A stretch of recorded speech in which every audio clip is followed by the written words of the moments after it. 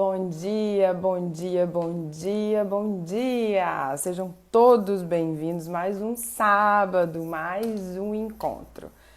Bom dia a todos. Muito bom dia, ótimo sábado a todos. Sejam todos muito bem-vindos.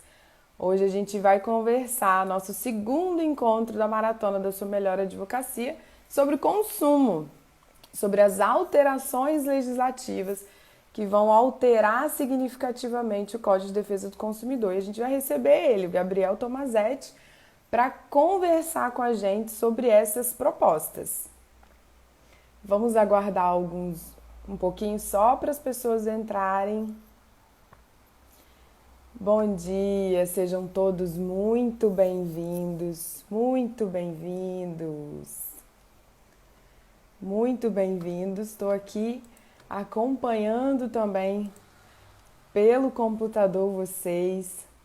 Bom dia, Ana, bom dia, Ana, pauta empresarial, bom dia, Emerson, bom dia. Vou aqui convidar o Gabriel. Bom dia, Paula! Bom dia! Vamos aqui aguardar o Gabriel entrar na nossa live para a gente começar esse bate-papo. Bom dia, Emerson! Bom dia! Bom dia, Gabriel! Bom Bom dia, dia! Suelen. Ótimo sábado a todos. Ótimo sábado. Bom dia, Cíntia. Bom dia, as pessoas estão entrando. A gente sabe que sábado, às vezes, não é todo mundo consegue acompanhar. O importante é essa live fica salva. A gente vê que as pessoas assistem depois, sabe, Gabriel? E aí a gente tem um Sim, retorno muito legal das pessoas. Você vai deixar salvo, né? Todas as lives de sábado ficam salvas. Então, vou aqui dar o bom dia, receber Gabriel. Tem essa liberdade de chamar Gabriel, que afinal de contas é sábado, né, Gabriel? Então a gente já acaba sim. dando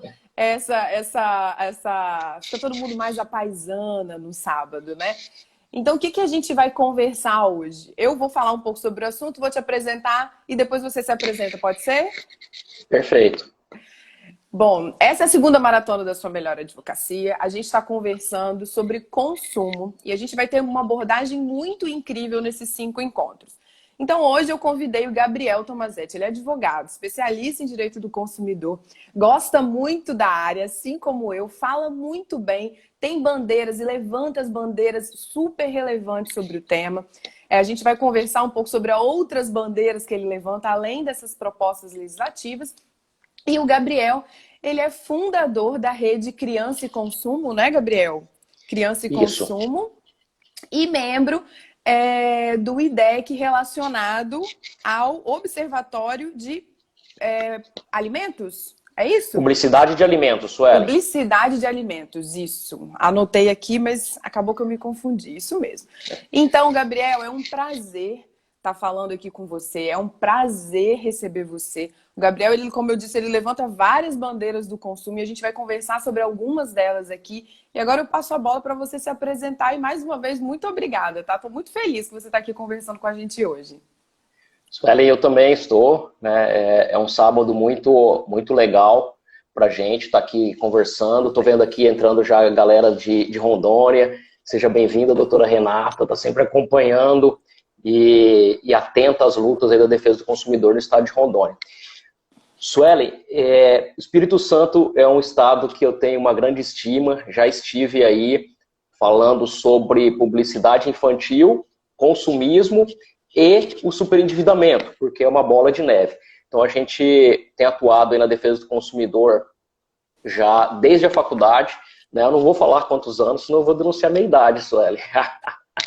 Mas já tem aí 20 anos que eu atuo nessa área de defesa do consumidor. Desde a faculdade, estagiei no PROCON, a gente atua em uma entidade de defesa do consumidor fazendo ações civis públicas, né? Boa parte dessas ações relacionadas à publicidade, à retirada de publicidades enganosas de veiculação, que nós vamos falar adiante justamente porque uma das consequências é o superendividamento. Então é sempre uma grande satisfação está falando sobre direito do consumidor. Admiro muito o seu trabalho, Suelen, então, quando veio o convite, foi uma satisfação muito grande, me senti lisonjeado por estar participando da sua maratona, porque eu vejo que você tem uma pegada muito legal, né? Eu acho importante levar, que a gente conversa não só com os advogados, mas para toda a sociedade, levando numa linguagem mais leve, né? Sem o juridiquês, e pensando nas questões práticas mesmo, né, Suelen? Então é muito importante a gente estar trocando ideia com os advogados, colegas, para que a gente se mantenha atualizado, né? Esse é o grande diferencial da advocacia hoje, aí nesse sentido eu te parabenizo muito por essa atenção, né, às constantes atualizações, e aí quem está nos ouvindo vai ter essa oportunidade aí de ficar esperto também com essas alterações legislativas que vai fazer a diferença no nosso dia a dia. Então agradeço o convite e estou aqui muito feliz, estou à disposição para a gente bater esse papo com a galera aí, Suelen.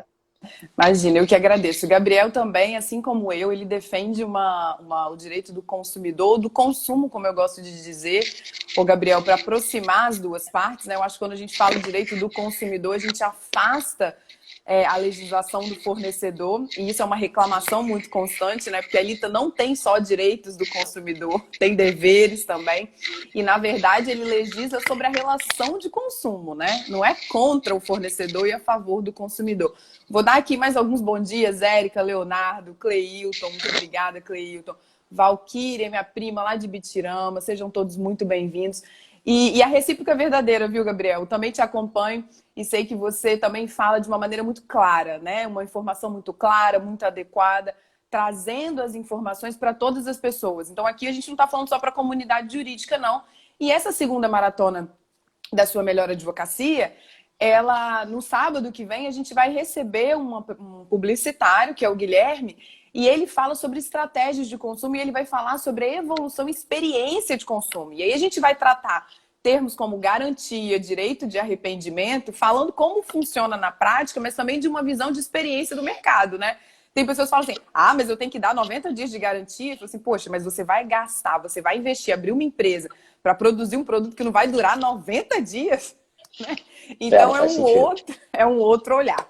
Então vamos lá começar a nossa live de hoje. A gente vai conversar sobre as principais propostas legislativas que alteram significativamente o Código de Defesa do Consumidor, e a gente elencou duas. Uma a gente vai falar um pouco, vai falar bem rapidinho aqui, e outra a gente vai adentrar, aprofundar, que é 3515, que muitos de vocês já devem ter ouvido várias pessoas falarem, porque tem um movimento bem significativo na internet com isso, inclusive do Gabriel à frente. Então, tem muitas pessoas falando sobre a proposta de lei 3515, superendividamento, o que é isso. Então, a gente vai conversar bastante sobre ela. E a gente vai falar sobre a 3514, que também traz algumas considerações importantes sobre o comércio eletrônico. E antes, eu já começo falando sobre o RJET, né? Sobre a lei de regime emergencial que alterou ou suspendeu até 30 de outubro o direito de arrependimento para as compras deliveries de bens perecíveis e medicamentos. Tem pessoas, meu Deus, o que está acontecendo? Nunca mais vai voltar. Primeiro, a gente tem que ter calma, né? A gente está num momento excepcional, então são para bens perecíveis de consumo imediato. Então, basicamente, a gente está falando de comida, gente. A gente está falando de comida e medicamentos. Tá? Então, assim, é porque justamente é difícil. Como é que você vai exercer o direito de arrependimento 7 dias com a comida que você recebeu e já comeu? Então, justamente, a gente tem que entender a justificativa da legislação, que fica muito mais fácil para a gente exercer a nossa advocacia. E é exatamente isso que a gente vai conversar hoje. Não adianta a gente pegar a lei e falar assim, mas a lei tá falando... E eu já adianto aqui, tá, Rafael, o Gabriel? Todo mundo fala, essa lei 3515 do superendividamento é a lei do calote. É para consumidor que tá devendo não pagar nada. E hoje a gente vai ter um novo olhar sobre isso, a gente vai conversar. E quem advoga na área de consumo tem que conhecer esse projeto de lei, porque é o que tudo indica, ele vai ser aprovado e ele vai mudar. Não só as ações, mas os tipos de ações que a gente vai demandar e também como que a gente pode auxiliar o consumidor, não é, Gabriel? Exatamente, Suelen. Então, assim, reforçando o que você colocou, né, nós somos advogados consumeristas, é importante a gente sempre lembrar que o código, um dos princípios é o da harmonia. Então tem que ser bom para as duas partes e tem que ter razoabilidade e equilíbrio. Então, em razão disso, essa alteração legislativa, por exemplo, em relação ao prazo do arrependimento, ela vem para corrigir uma situação por conta da pandemia. E é perfeita a alteração. Modificou lá o artigo 49, né, do CDC, porque as compras feitas fora do estabelecimento comercial, elas poderiam ter esse prazo aí de arrependimento. Então não faz sentido você comprar um remédio, depois desistir, muito menos um lanche, um jantar, né? Então a gente também tem que olhar o lado do fornecedor. Essa alteração legislativa, ela é bastante justa.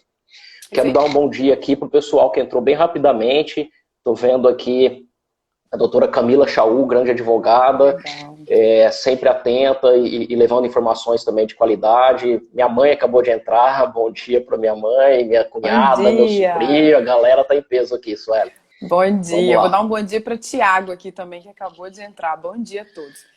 Então, rapidamente, vamos falar um pouquinho sobre o 3514 para a gente entrar depois no tema da nossa live. O 3514 ele é um projeto. E eles são projetos antigos, os dois, né, Gabriel? O 3514 e o 3515. São projetos... Vem de 2012, depois de 2015 ganhou uma outra forma e daí em diante iniciou esse trâmite.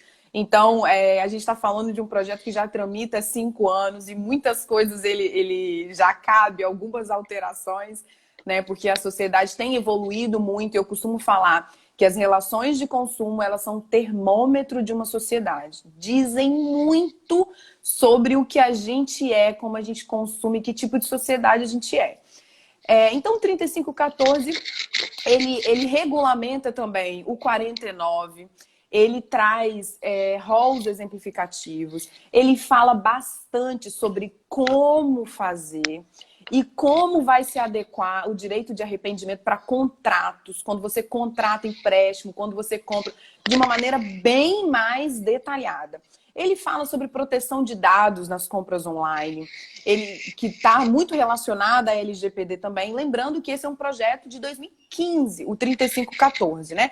Ele fala sobre a clareza de informações, ele fala sobre compras coletivas. Olha que atual isso, né? Ele fala sobre compras coletivas. E ele fala, quando o consumidor for comprar em um site de compras coletivas e tiver lá, enquanto durar o estoque, né? Que tem que informar qual é esse estoque. São 100, 200, 300, são quantas peças desse estoque, né? E ele fala também de um sumário do contrato, que isso vem lá da lei de distrato. E eu utilizo, Gabriel, em todos os contratos, absolutamente tudo que eu faço na minha vida, eu coloco um quadro resumo antes, independente do que seja o contrato. Então, se você é autônomo, se você é dentista, se você é médico, se você é advogado, se você é construtor, se você é corretor, coloque um quadro resumo antes do seu contrato. Isso vai facilitar para todo mundo, não é só para você, é para quem está comprando, para quem está vendendo, consumidor e fornecedor. Então, essas são as principais alterações do 3514. E agora a gente vai falar do 3515, que é o principal, que é do superendividamento. Eu já tenho uma live gravada aqui sobre ele, Gabriel, então eu vou passar a bola para você fazer essa introdução sobre o projeto 3515. Suelen, superendividamento. Então, assim, esse é um tema que realmente ele preocupa, né, especialmente nós que atuamos na área consumerista, porque afeta diretamente as famílias e há uma questão social e muito forte, até por coincidência, uma grande coincidência. Ontem eu estou em Presidente Prudente, São Paulo, e ontem aconteceu uma situação aqui muito triste por conta do superendividamento. Um pai de família estava superendividado, um empresário muito forte aqui da cidade, ele acabou se matando. E a causa foi exatamente essa. Ele estava tentando vender a casa dele, brigou com o engenheiro e tal, e foi exatamente isso. Ele vinha passando por dificuldades financeiras e transtorno, acabou se suicidando. E isso acontece. Essa é a realidade. É um tema que realmente gera um estresse familiar, gera uma sensação de impotência naquela pessoa, não só o homem, mas a mulher também. Hoje nós temos boa parte das mulheres aí à frente, provedoras de lares, né, Suelen? E Então é um tema que ele merece a nossa atenção e por essa razão, Suelen, Gabriel e vários outros advogados consumeristas do país estamos unidos buscando essa aprovação. O que significa o PL de superendividamento? Eu quero fazer uma breve introdução, Suelen, lembrando que a Constituição Federal, no artigo 192, ela trata da função social do crédito, dizendo o seguinte, que a função é promover o desenvolvimento equilibrado do país e servir aos interesses da coletividade. Ou seja, a ideia é possibilitar, sim, o consumo, gerar mais emprego e aquecer a economia. Mas e aí? Será que essa função ela tem sido levada ao pé da letra? De forma alguma. Hoje o que acontece é justamente os bancos bilionários, faturamentos bilionários, as operadoras de cartão de crédito, as instituições financeiras que fazem um marketing extremamente agressivo, exemplo Crefisa, que todo mundo conhece, e a população, os consumidores cada vez mais super endividados, né, e gerando o que eu já falei, o estresse familiar. Isso traz uma consequência muito negativa para a própria economia e que não é falado, Sueli. Por quê? Porque o pagamento desse crédito ele é essencial para ter estabilidade e solidez da economia. E lembrando que do PIB brasileiro, essa informação é muito interessante, 65% é formado, né, pelas famílias. As famílias pagam garantem, né, esse PIB e boa parte delas, a maioria hoje em dia, inclusive, está super endividada. Então, assim, essa conta está errada.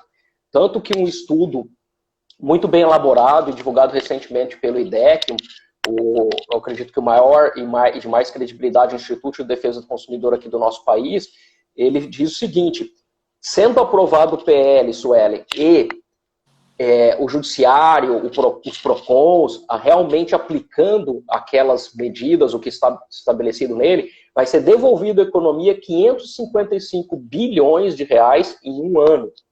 Então é um negócio fantástico. E aí voltando, por que isso não é falado? Porque o lobby dos bancos é muito forte.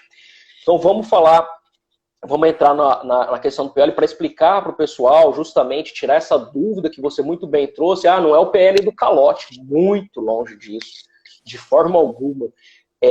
Primeiro que a conceituação do superendividamento, para a pessoa ser considerada superendividada e aí estar protegida, vamos dizer assim, entre aspas, amparada, melhor dizendo, porque proteção pode soar muito forte, nos termos da lei, as dívidas elas devem ter sido contraídas de boa fé e a pessoa, mesmo querendo, e aí de novo a boa fé, mesmo querendo, ela não consegue pagar as suas contas, porque não cabem no seu orçamento mensal.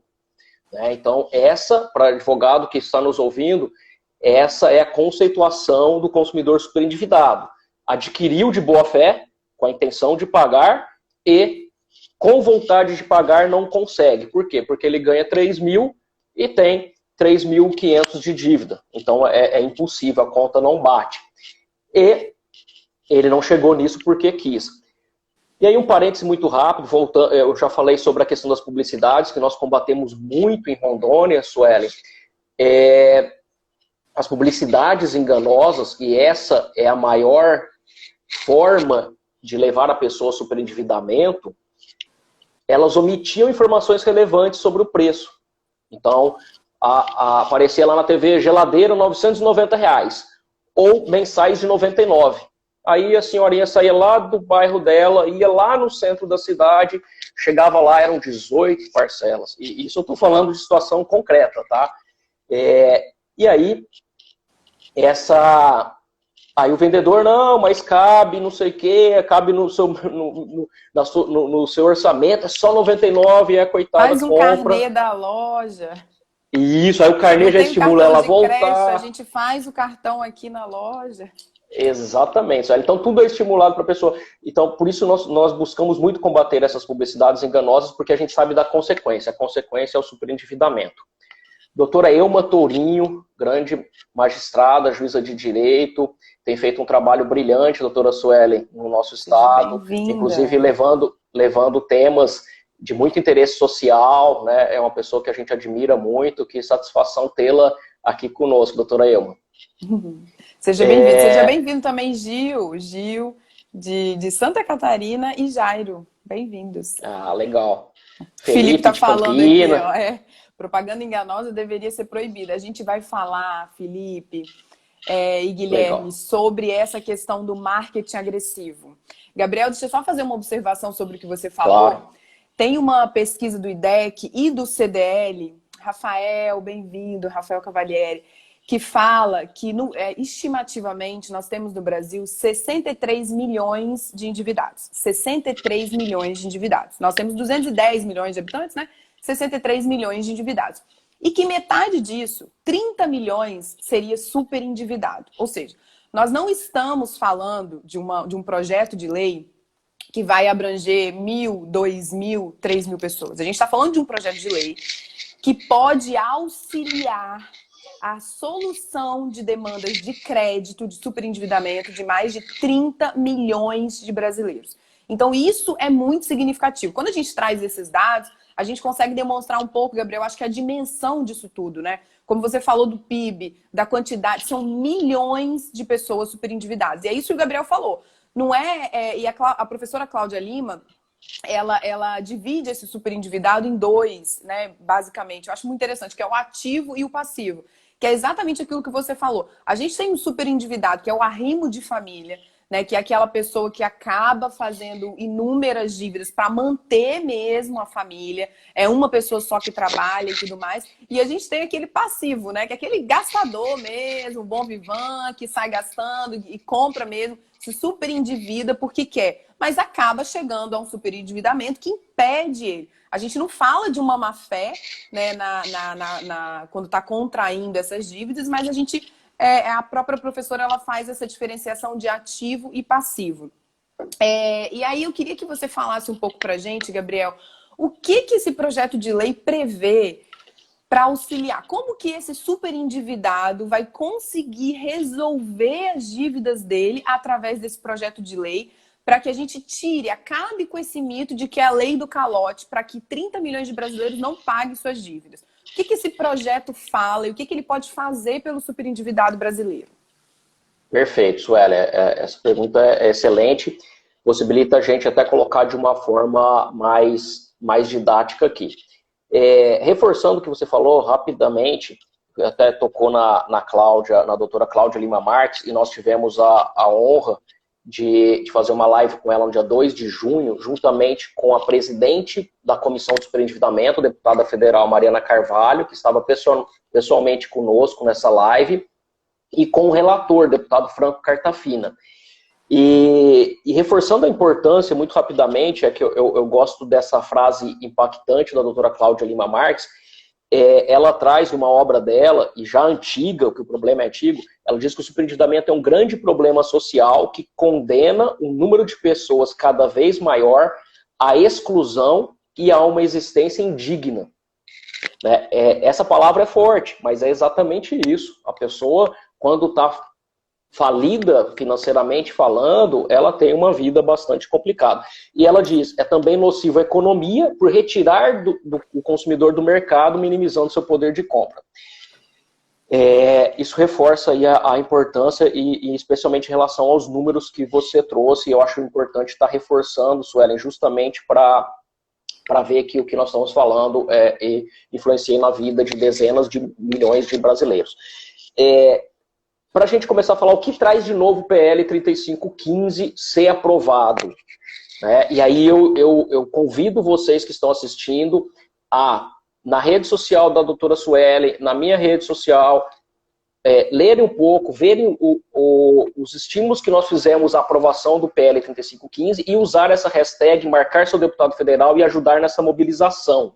Tá? Isso é importante, a gente também tem que atuar e buscar e fazer essa mudança. Sueli, superendividamento. Então, ele tem causas pré-contratuais, isso é importante a gente falar, que é justamente essas práticas abusivas na oferta do crédito. Como falamos há pouco, a função social do crédito, o artigo 192 da Constituição Federal, ela foi desvirtuada pelos banqueiros, pelas operadoras do cartão de crédito, e também por grandes redes de lojas que passaram, Sueli, a não vender mais a geladeira. Eu não quero mais vender um carro. Eu quero que a Sueli, ao invés de pagar 60, 80, 100 mil no carro, que ela pague um pouquinho à vista e o resto ela me pague parcelado. Por quê? Porque eu vou estar ganhando ali o dobro, o triplo, o quádruplo do que eu ganharia se eu vendesse o carro à vista. Né? Então, causas pré-contratuais, oferta de marketing buscando desvirtuar essa função social e empurrar crédito na sociedade.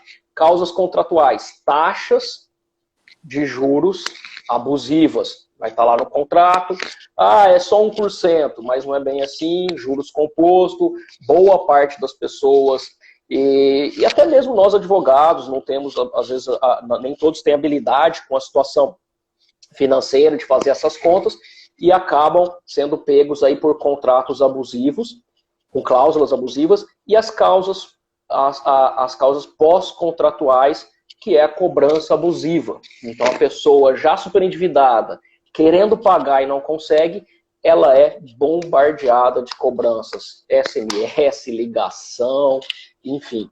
Então, e aí nesse sentido, agora já fazendo só esse parênteses para ficar mais fácil didaticamente, respondendo a pergunta da Suelen, o que traz de novo o projeto de lei? Então ele vem deixar mais claro, praticamente desenhar o que já era proibido, Suelen. Isso é interessante a gente registrar, que é a forma de expor o preço e essas ofertas. Então, a Crefisa fala lá, crédito para negativado, sem taxa de juros. Pelo amor de Deus. Quem é que... a gente fala assim, mas quem vai acreditar nisso? Gente, milhões acreditam.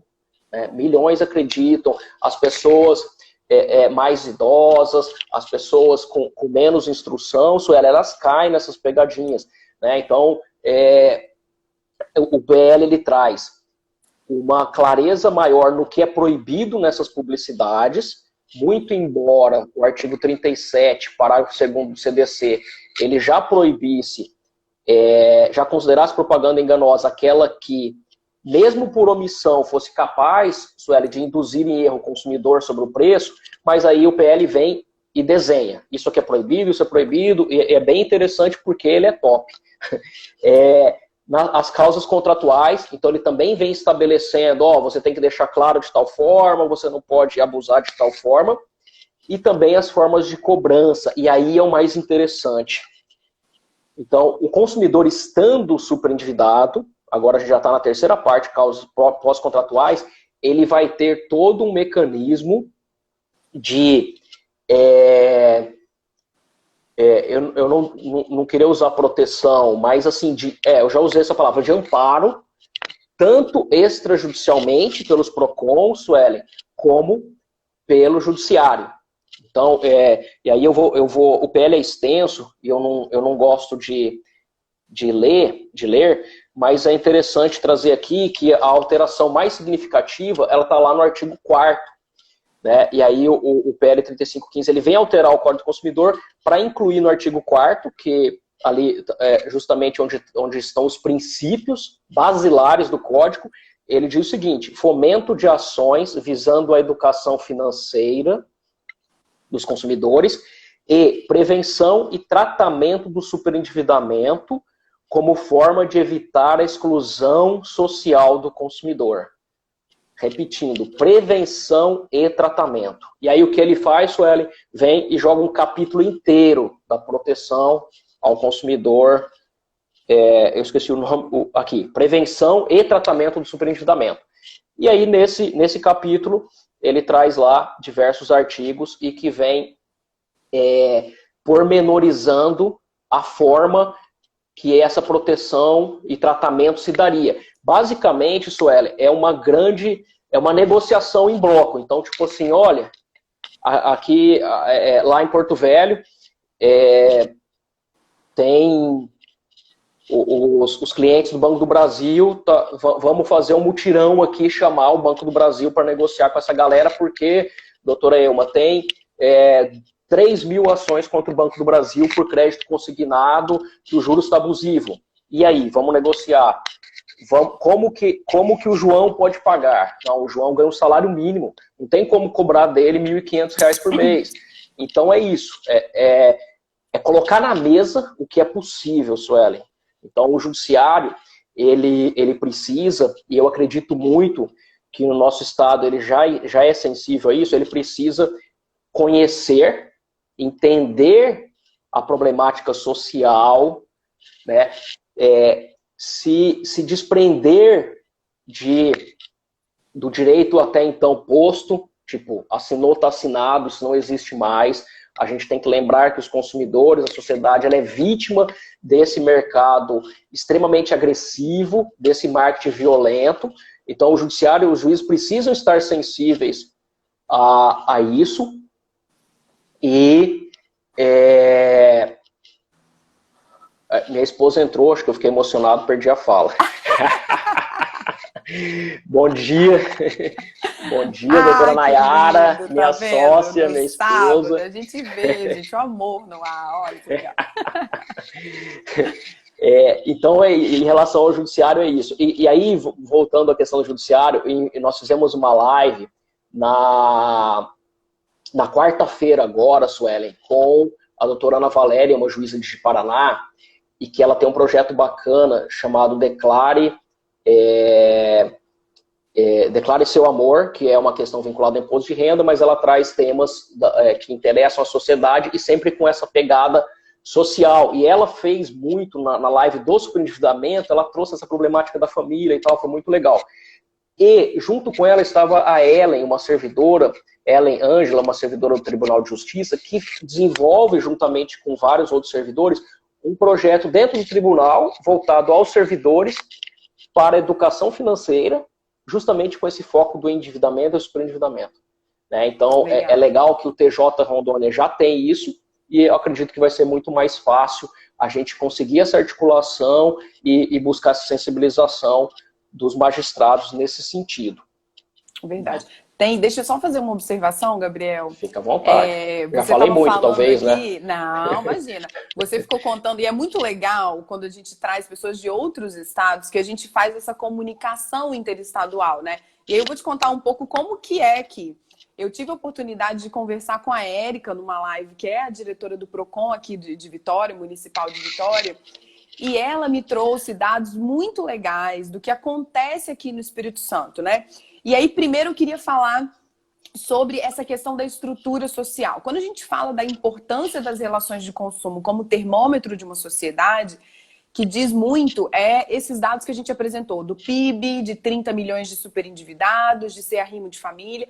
E a professora Cláudia Lima Marques, ela fala uma questão muito relevante do tratamento adequado do superendividado, que é o seguinte, ela fala, gente, é como se fosse uma decretação da falência da pessoa física. Sabe a falência que a gente traz da aula de pessoa jurídica? É como se fosse decretada a falência dessa pessoa e fosse apresentado um plano de recuperação para essa pessoa, né? E aí isso pode ser feito administrativamente pelos PROCONs, isso pode ser feito judicialmente também, né? E aí entra a capacidade técnica do advogado e da advogada de entender esse projeto de lei, entender as modificações para auxiliar esse superendividado nesse plano de recuperação da pessoa física, né? E ela fala isso, e eu acho que traz uma alusão exemplificativa muito interessante pra gente, que torna mais fácil da gente entender o que é esse tratamento.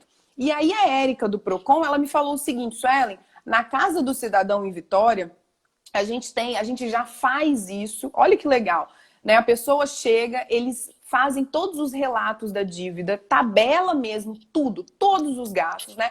E a pessoa tem que ir sem vergonha mesmo, né? É como se fosse um confessionário, porque é uma situação muito vexatória, né? Que você disse mesmo, né, Gabriel? Porque a gente está falando de famílias super endividadas e está faltando o básico para sobreviver. Então a pessoa tem que ir sem vergonha, fala todas as dívidas mesmo, eles elencam. E lá tem tratamento, você consegue direcionar a pessoa para um tratamento psicológico, porque a gente sabe, como você disse, um exemplo de suicídio relacionado ao superendividamento.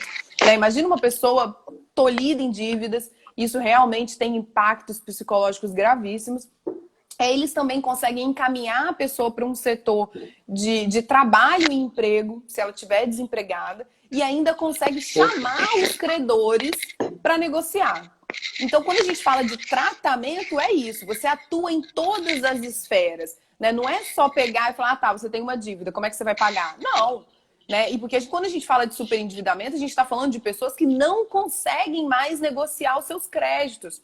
E aí traz uma questão estrutural muito relevante, que esses dados do IDEC da professora Cláudia Lima Marques, além de trazer que a gente está falando para 30 milhões de superendividados, também falam que, olha que interessante isso, as mulheres têm mais dificuldade de negociar com seus credores do que os homens. Então, olha como que isso é relevante para a nossa estrutura social. Nós temos várias mulheres que são arrimos de família, mulheres que sustentam sozinhas suas famílias, em quantidade considerável no Brasil. E essas mulheres não conseguem negociar com seus credores. Porque quando a gente analisa homem e mulher negociando com os credores, os dados e as estatísticas comprovam que as mulheres não conseguem negociar como os homens negociam. Ou seja, quando a gente fala de tratamento do superendividado, a gente também tem que considerar isso para a gente conseguir fazer um tratamento adequado. Olha que interessante essa questão social também, né? Excelente. E foi muito bom, Sueli, ter trazido já essa experiência já em andamento, até porque o PL, ele traz aí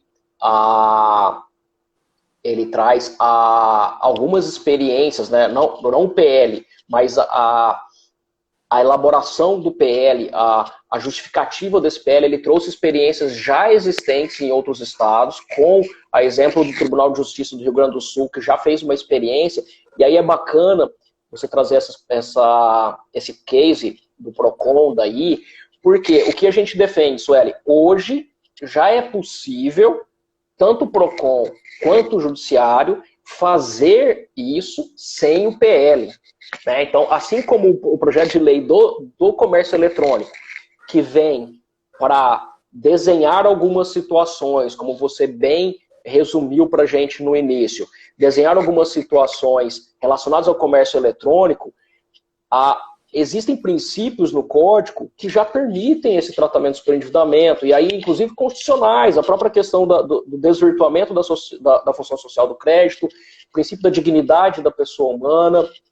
No código, como você também já disse, a questão é uma relação de consumo, equilíbrio, harmonia, boa-fé, transparência. E aí, cadê a transparência que não teve na hora de ofertar o crédito? Vamos equilibrar isso. Se ele não está conseguindo pagar, como que ele pode? Uma coisa que me chamou muito a atenção, Sueli, estudando aí para a gente poder estar dialogando com o pessoal sobre o superendividamento, aí me trouxe uma reflexão. Eu tenho ações contra a Oi. E aí a Oi entra em recuperação judicial. Bacana, né? Uma empresa fatura em milhões, algumas até bilhões, e aí esse dinheiro vaza, inclusive, para outros países e tal, muita gente fica rica com isso, depois é extremamente protegida, os credores entram numa fila, um negócio dificultoso, extremamente protegida com a recuperação judicial. E a pessoa física? Como que fica? Né? Então, a gente defende que já existem fundamentos fartos para isso, basta essa sensibilidade, esse olhar diferenciado. Então, você, advogado e advogada que está nos ouvindo, lembre-se disso, não precisa esperar o PL, é importante você estar atento, né, Sueli, atualizado, para saber já a intenção do legislador, o porquê disso tudo, esses cases exitosos e bastante justos e muito bem elaborados, para você poder argumentar e fazer uma petição top, mas já pode fazer desde já. Tá? Sim, isso é interessante. E isso que você falou, Gabriel, é muito interessante, que eu vou tocar num ponto aqui e queria a sua opinião. Né? A sociedade brasileira, o brasileiro, a gente não está delimitado muito bem como que tipo de consumidor a gente é. Né? Eu tenho uma palestra que eu falo sobre a influência dos costumes na produção legislativa, né? E a gente vê que o nosso modo de consumir, o nosso modo de se relacionar, a linha que a gente tem com o processo legislativo ela é muito tênue, Porque a gente está falando de uma sociedade que tem uma produção legislativa intensa, a gente produz muita lei. Você liga a televisão todo dia, tem que fazer lei, tem que mudar a lei, tem que editar a lei, precisa de lei, isso e aquilo. Só que a gente tem uma repulsa à legislação, a gente não cumpre. Tem esse monte de lei e a gente não cumpre. E aí algumas pessoas falam assim, Sueli, exatamente isso que você falou, Gabriel. Mas já tem possibilidade, né? Você tá aí, tem 30 milhões de superendividados. Eu preciso de um projeto de lei para falar? Parece óbvio, mas a gente precisa, o brasileiro precisa que isso seja detalhado nos mínimos detalhes em uma legislação. Porque a gente gosta de falar assim, tá vendo? Tá aqui na lei, ó, falando que eu tenho direito a isso, que eu posso fazer isso. A gente usa a lei para colocar o outro na frente do juiz, vai lá na frente do juiz responder esse processo. A gente funciona assim. Então as pessoas falam, mas tem necessidade de legislação? Talvez para você que consiga negociar, não tenha. Ótimo, que bom que não precisa. Mas para muitos, precisa da lei e falar assim, você vai negociar comigo. Não quer negociar? Eu não tô comendo, eu não tô pagando meu aluguel, eu não tô pagando minha água, minha luz. Eu preciso de uma ajuda. Tá aqui, ó. A lei tá falando que eu tenho esse direito de conseguir negociar com você. Então, você vê dessa maneira também ou você vê de outra forma? Queria sua opinião um pouco sobre isso.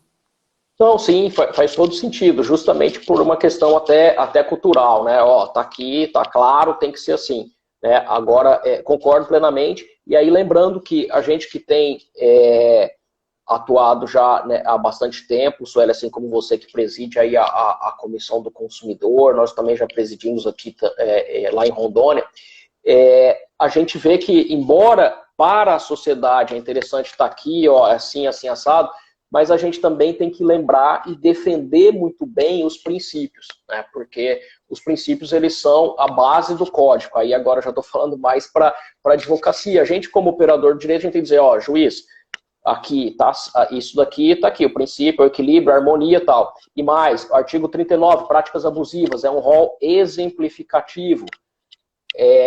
Cláusulas abusivas, artigo 51, também é um rol exemplificativo. Essa cláusula aqui, ela coloca em desvantagem o consumidor, ela é abusiva, ela é nula de pleno direito. Então, a gente tem essa possibilidade de desenhar isso e já fundamentar, mas, sem dúvida, é muito interessante, até porque a coletividade, um PL desse sendo aprovado, vai ser dado visibilidade e aí vai tirar justamente daquele constrangimento que a pessoa tinha de buscar um advogado, de externar a sua situação dificultosa, ela vai dizer, não, peraí, tem um projeto de lei de superendividamento, poxa, eu me encaixo, então vai estimular, vai encorajar, então eu vejo como fundamental também por essa razão. Foi muito legal você ter trazido essa visão aí, que eu confesso que não tinha me atentado ainda. Isso é legal.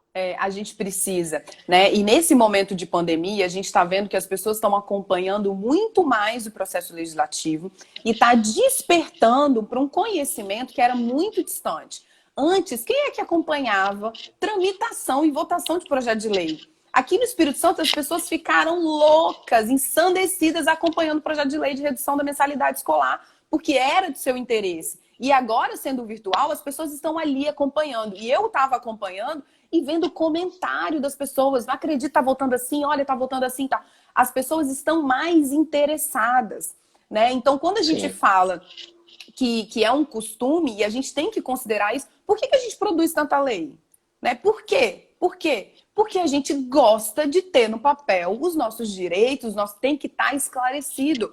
Nós somos um país com um número, uma quantidade, a gente gosta da burocracia, né? A gente tem isso incutido na nossa sociedade, a burocracia. Então a gente precisa que aquilo seja previsto em lei, que aquilo seja detalhado. Eu acho que a gente está caminhando bastante para mudar isso. Mas isso é um costume, gente, que é muito difícil a gente se afastar dele. Então é preciso, é como o Gabriel falou, os advogados e advogadas não precisam aguardar o projeto de lei para isso, mas tem pessoas que precisam da aprovação e que precisam que seja detalhado nos mínimos detalhes para que consiga valer os seus direitos.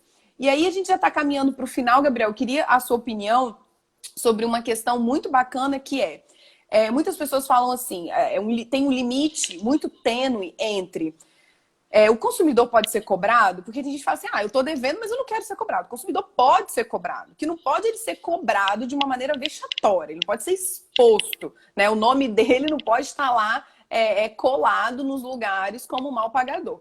E também sobre o marketing agressivo, né? Quando a gente fala dessa questão de financiamento de dinheiro, queria dar um exemplo aqui. Às vezes você vai pegar o seu extrato, você vai pagar uma conta no banco. E aí abre lá o site do banco. E aí você vai lá digitar. E aí a gente já tem os nossos comandos mentais para isso, né? Você sabe que o OK está ali no final do lado direito. E aí aparece lá, deseja contratar um empréstimo? Aí o não tá onde você apertaria o OK. Aí você vai lá, opa, não. Aí depois, tem certeza? É um crédito facilitado. Aí você vai, não. Aí no meio você tá lá imprimindo o seu extrato, tá saindo o comprovante da compra e tem mais um crédito facilitado. Você vai perder essa oportunidade? Então, assim, a gente está falando de um marketing agressivo que a gente consegue entender, embora uma hora ou outra a gente fale assim, opa, não, ali era para estar um OK, tem um sim ou não. Mas quando a gente fala de idoso, quando a gente fala de pessoas que não conseguem acompanhar isso e que clica ali porque ali já estava o OK e não consegue ler ou não consegue entender na rapidez, e acaba contratando um crédito consignado, por exemplo. Qual é a sua opinião sobre isso? Da possibilidade do consumidor ser cobrado? Qual o limite disso? E qual a sua opinião sobre o marketing em relação à economia, ao financeiro? Suelen, em relação à questão do marketing agressivo, é bem interessante, até por coincidência, agora há pouco entrou aqui na live o Dr. Bernardo, que é da Comissão do Consumidor lá da OAB do Mato Grosso. E quando eu fiz uma enquete perguntando sobre algumas formas de levar a pessoas para o endividamento, justamente nessa fase pré, que é o que a gente está falando agora e nós explicamos lá no começo, ele trouxe o seguinte, no cartão de crédito, quando você recebe a fatura, tem uma página inteira oferecendo o pagamento mínimo e tentando te convencer, né, justamente a pagar o mínimo. Então, aquilo ali tu recebe, poxa, esse mês aqui tá apertado, ao invés de eu pagar X, eu posso pagar o mínimo. Mas você ali não tá dizendo quanto que aquela diferença, quanto que vai gerar depois. Certamente o triplo, o quádruplo, sei lá. Então, esse marketing, ele precisa ser regulado, e nisso o PL vem para deixar muito claro o que é proibido, né? Muito embora, já falamos, já existe lá no 37, parágrafo 2º, mas o PL vem para desenhar isso. E mais, essa questão, mas e a pessoa, e aí, será que ela pode rescindir? Eu penso que sim. Por quê? Ela foi convencida, então isso é muito importante, Sueli, ela foi convencida a pegar um crédito por um marketing que omitiu informações relevantes, aí depois, e não interessa quando, isso é importante, não interessa quando, mas depois ela tomou ciência. Então, um exemplo, uma senhora, 70 anos, contratou lá um crédito consignado porque o gerente empurrou nela. Aí, o filho dela, depois de 6 meses, chegou, mãe, como assim? A senhora pegou 2 mil, tá pagando 10? Que história é essa? Aí, ali, ela teve a ciência do dano. Aí, a gente vem para a prescrição. Me fugiu agora o artigo do CDC, mas está muito claro, é da ciência do dano. E aí ela pode sim buscar essa rescisão administrativamente, depois judicialmente. Isso é importante que as pessoas saibam, Sueli. Então é isso, eu sempre fui muito combativo em relação às publicidades enganosas. Eu faço até uma comparação que é o seguinte: se uma pessoa física, Sueli, ela vai e engana alguém, vamos lá, o caso mais comum do estelionato, o bilhete premiado, né? Tá lá na praça, vai lá um estelionatário e pega um velhinho lá e vende o bilhete premiado da loteria. Mas não quero. Exatamente. Nossa, existe até hoje, gente. E aí, Sueli, essa pessoa enganou uma pessoa. Estelionato, artigo 171 do Código Penal, e tem as penas ali, o cara pode ser preso por esse crime. E uma publicidade enganosa de uma Crefisa, que engana dezenas de milhões de brasileiros hipervulneráveis, porque são idosos, a grande maioria. E o que acontece? Nada. Então, assim, o judiciário precisa ficar atento. Nós tivemos ações de publicidade enganosa, Suelen, e condenação em dano moral coletivo. Teve importantíssimo. Importantíssimo. Teve uma só que foi 100 mil reais de dano moral coletivo. Outras foram 10 mil reais. Você condenar uma fábrica de carro, uma concessionária que lucra milhões anualmente, você condenar em 10 mil por ter enganado a coletividade, é a mesma coisa que você falar, continue enganando porque compensa. Então, por isso que eu tenho muito respeito ao judiciário, volto a ressaltar aqui em Rondônia, Sim. O judiciário é bastante sensível, mas é preciso que mais e mais juízes abram a mente e olhem o cidadão consumidor. E eu vejo muito legal o que você falou da galera acompanhando os projetos de leis em seus estados das escolas. Isso está mudando e isso é fantástico. A partir do momento que vocês que estão nos ouvindo, tá aí a doutora Renata, a doutora Mara acabou de entrar, são pessoas que estão sempre atentas aí a essas alterações, esses movimentos, né, dos órgãos de defesa, dos deputados e tal. A partir do momento que você acompanha e que você cobra, né, você está buscando mudar o que está posto. E a sensibilidade com a pandemia parece que ela está aumentando. As pessoas começaram a ver, né, como diz aí meu xará Gabriel Pensador, numa música fantástica dele, ele diz assim, todos os guerreiros são essenciais, e que lembremos disso nos dias normais. Então nós estamos vendo que os enfermeiros são essenciais, os agentes penitenciários estão lá pegando a Covid nos presídios, né, e na linha de frente. E aí, judiciário, nós consumidores aqui, sociedade, poxa, perdemos emprego, pô, você faz recuperação judicial para a empresa que fatura milhões, vamos ter um olhar mais atento para esse pai, para aquela mãe de família, né? Então isso é muito interessante, a gente precisa tá cutucando de uma forma muito polida, mas a gente precisa estar buscando a sensibilização, Sueli, cabe a nós operadores do direito, sobretudo, estimular isso. Um beijo aí para minha sócia, Mara Oliveira, mulher fantástica, guerreira, grande advogada, que eu admiro muito. Bem-vindo. Doutor Andrei que está perguntando, doutor Andrei que vai ficar salva a live, ele está falando aqui, o marketing apelativo é o mesmo que o marketing abusivo? Boa observação. Quer comentar, Gabriel? Pode ser. O marketing abusivo, e o marketing, ele falou abusivo e agressivo, tem uma diferenciação apelativo e abusivo. Tem uma diferenciação no CDC, né, na terminologia. O apelativo, que eu também diria um marketing agressivo e abusivo, ele é mais para forçar a vender, para dar menos tempo de reflexão, para enganar as pessoas. Já o abusivo, ele tem uma conceituação também voltada para aquela publicidade, eu não diria nem marketing, o código traz publicidade, essa terminologia, aquela publicidade que afeta valores ambientais e outros valores, até mesmo discrimina certos grupos de pessoas e tal. Então, em relação a isso, a questão da abusividade, o apelativo, o agressivo, seria mais em relação à enganosidade. Sim. São todas essas artimanhas, né, que a gente fala. E um assunto que a gente consegue relacionar bastante, essa questão de ser abusivo, de ser enganoso, está relacionado à publicidade infantil, né, Gabriel? E a gente fala também, muitas vezes, de superendividamento dos pais, dos responsáveis, também em decorrência da publicidade infantil, que tentaram regulamentar um tempo atrás, tentaram retomar esse assunto de uma maneira muito estranha, né? E até hoje ninguém teve acesso a essas votações. Eu já entrei várias vezes no site da Senacom, não consegui buscar informações adequadas e a gente fala muito disso, né? E quando a gente fala de superendividamento, eu acho importante, a gente tem que conversar com todas as áreas, a gente tem que falar sobre consumo consciente, a gente tem que falar sobre consumo sustentável, porque a gente não tem educação brasileira, educação financeira, e quando eu digo a gente, eu digo todos os brasileiros, pouquíssimas pessoas têm uma educação financeira, tudo planilhado, tudo detalhado. Muitas pessoas, se você perguntar quanto você ganha, quanto você gasta, não tem ideia, né? Sabe se sobra ou se falta.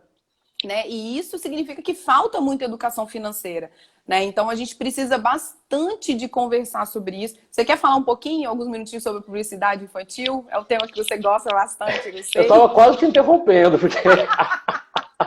porque é um tema que realmente interessa muito, assim, Sueli, e até é legal, porque ontem nós fizemos 7 anos, nós quem? Rede Brasileira Infância e Consumo. Né? Então,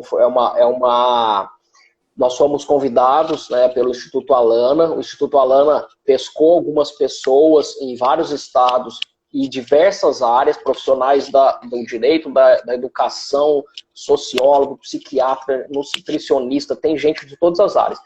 E reuniu essa galera para pensar como a sociedade poderia se movimentar, Suelen, para trazer trazer a discussão o consumismo infantil e a publicidade dirigida às crianças. Então, foi bem interessante e exatamente há 7 anos atrás, na data de ontem, 19 de junho, nós fundamos a Rebrinc, Rede Brasileira Infância e Consumo, e aí eu faço o convite a todos vocês que estão aqui, já fiz o convite a você ontem, vai ser uma satisfação ter vocês como integrantes da rede, né? É só me chamar no Instagram, no WhatsApp, que eu passo depois as instruções, porque essa rede ela vem discutindo os impactos da publicidade dirigida às crianças, as consequências desse excesso de publicidade. O professor Henke Pimenta acabou de entrar, professor de pós-graduação em Direito do Consumidor, do meu curso lá de São Paulo, tem uma atuação fantástica nessa área também, Sueli. E aí essa publicidade dirigida às crianças, ela traz muitas consequências. A principal e mais óbvia, porque é aquela que é indiscutível e salta aos olhos, é a obesidade infantil, que está atingindo índices alarmantes. As crianças estão tendo doenças hoje em dia que antes eram só de adultos, a exemplo de diabetes, de pressão e várias outras situações decorrentes dessa obesidade e desse consumo exacerbado de produtos que são péssimos de valor nutricional e que correspondem à grande maioria das publicidades dirigidas a elas. Além disso, adultização precoce, erotização precoce e até mesmo influencia na segurança pública, Suelen. O Conselho Federal de Psicologia, numa cartilha chamada Contribuição do Conselho Federal de Psicologia ao fim da publicidade infantil no Brasil, ele traz esse tópico da segurança pública.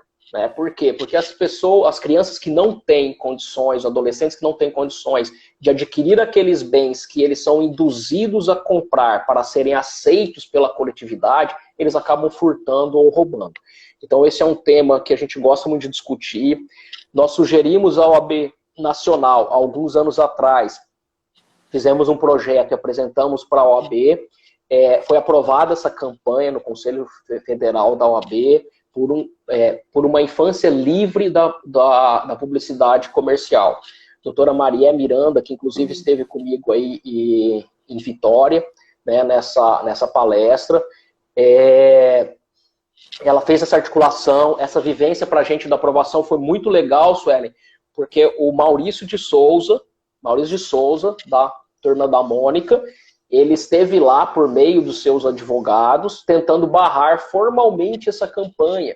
Então o lobby, gente, é muito grande. O lobby das empresas que faturam milhões com isso, vendendo, Sueli, o que eu acho um crime, vendendo o rostinho amigável do Cebolinha num nuggets, verdade, que é um alimento horrível. Né? Então, enfim, a publicidade infantil, deixa eu finalizar aqui, eu acho que vai acabar o tempo, eu tô com receio. Tá aqui, eu tô olhando aqui, tem 1 minuto e 30. Olha, daria outra live, tá? Daria outra live, mas eu vou pedir você para segurar um pouco esse assunto, que a gente vai ter um conteúdo extra nessa segunda maratona, que a gente vai falar sobre rótulos e a gente vai falar sobre consumo sustentável. Então, a gente vai se encontrar, vai vir um outro convite aí lá na frente. Então, Gabriel, queria te agradecer, muito obrigada. Acho que mais uma vez ficou muito claro, né, de que a gente tem que olhar, uma análise holística de toda essa situação. Foi uma excelente abordagem do projeto de lei. Então, aqui já vai finalizar. Fica o meu muito obrigada mesmo. Foi maravilhoso, a live vai ficar salva. E a gente se encontra aqui nas redes sociais, daqui para frente, sempre em defesa das relações de consumo e do equilíbrio dessas relações. Um grande abraço, viu? E todos vocês que estavam aqui, muito obrigada. Eu que agradeço, Eli. Grande satisfação, brigadão pelo convite. É sempre uma satisfação muito grande estar falando sobre as relações de consumo e especialmente aí nesse seu projeto fantástico de levar a informação com uma linguagem fácil, tanto para os advogados como para a sociedade. Muito Obrigada. obrigado E mesmo, quem Eli. está aqui, sábado que vem, a gente vai ter um outro encontro também falando sobre experiência do consumo. Sempre ao sábado, às 10 horas. Gabriel, mais uma vez, obrigada. Foi maravilhoso, a live vai ficar salva, viu? Ótimo final de Valeu. semana para vocês. Um grande abraço. Igualmente, um abraço a todos.